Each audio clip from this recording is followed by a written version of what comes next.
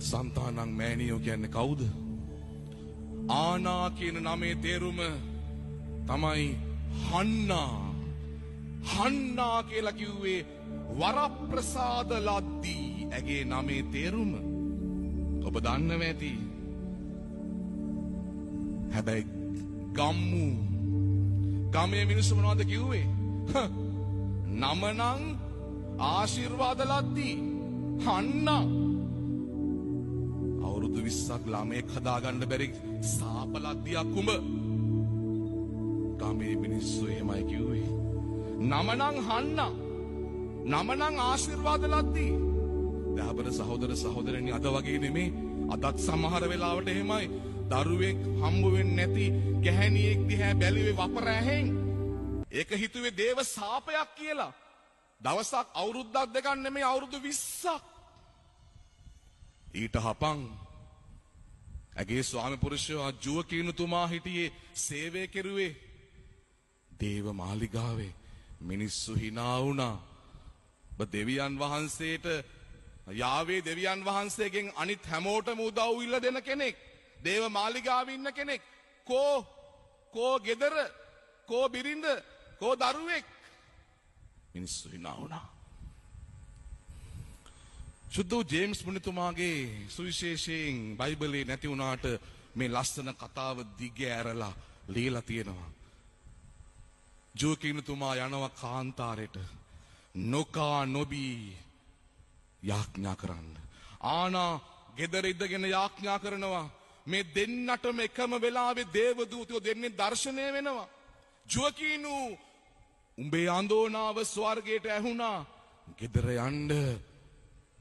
ජෙරුසලම් මන්දිරේ රන් දොරටුව ළඟ golden gate එක ළඟ බිරිඳව හම්බ වෙයි. ආනව හම්බ වෙයි. ඇගේ කුසේ දරු පැටියෙක් ඉන්නවා.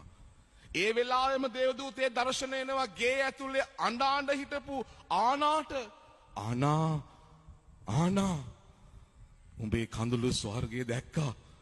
කුසේ දරු පැටියෙක් පැලකෙරුවා. නැගිටලා යන්න. ස්වාමි පුරුෂයා ජුවකීනු හම්බ වෙයි.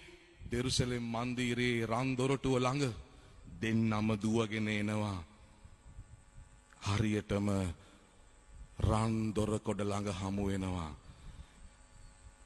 20 අවුරුද්දක් වේලිච්ච කුසේ, ඉරි තැලිච්ච කුසේ, වඳ කුසේ මේ ලෝකේ හම්බ වෙන්න පුළුවන් හොඳම දරු පැටියා දේව මෑණියෝ බිහි වෙනවා. එතනින් නතර වෙන්නේ නැහනේ. එනිසා මොකද වුනේ? දරුවෝ නැති අම්මලා, දරුවෝ නැති තාත්තලා අම්මලා සන්තනම් මෑණියෝ ළඟ දන ගැහුවා. එක යුවලක් හිටියා. තාත්තා පස්සේ කතෝලිකයෙක් වුණු බෞද්ධයෙක්. මේ යුවලට දරුවෝ හිටියේ නෑ.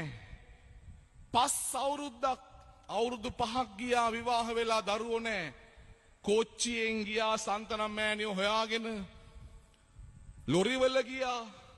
අන්තිම කාලේ මෝටර් සයිකල් එකෙන් ගියා. අතේ කර ගැටෙනකන් මෝටර් සයිකල් එකෙන් ගියා.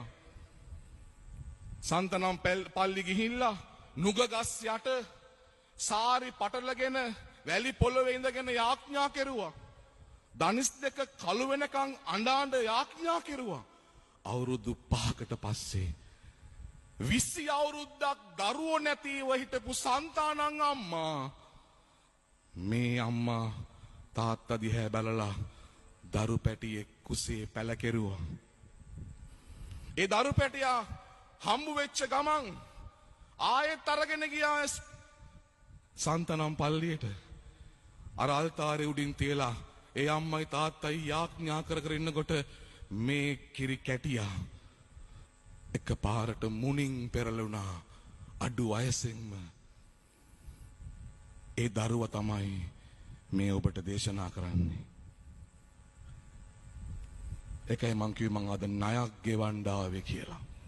ගෙවලා ඉවර කරන්න බැරි ණයක්. මදාබර සහෝදර සහෝදරියනි මං අපේ අම්මෙන් ඇහුවා. අම්මේ මට ප්‍රසාද් කියලා දැම්මේ ඇයි?